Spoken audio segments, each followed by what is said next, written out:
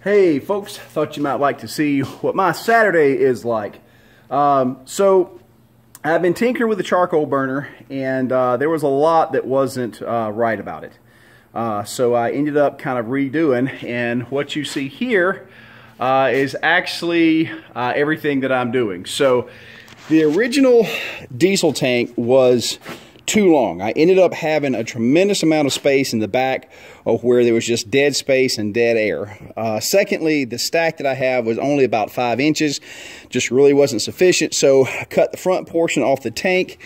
And the other problem is this is right here, this is the return line for the gases that are coming out of the tank, and I had just way too many air holes in it. I could not get any type of real spurt to the gas. It just had too much opening. So I cut this bad boy off and have replaced it with a different one, and about to weld it up. But you can see that this piece right here will be the face plate. I'll actually come in and put me a 2-inch band so it kind of seals up.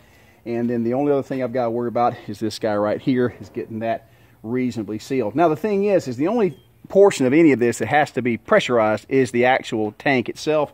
But just for purposes of air draw and everything like this, having this sealed up is in general a good thing.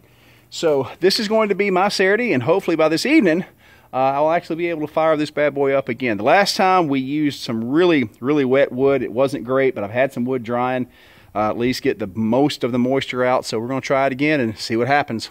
More footage soon. See you guys.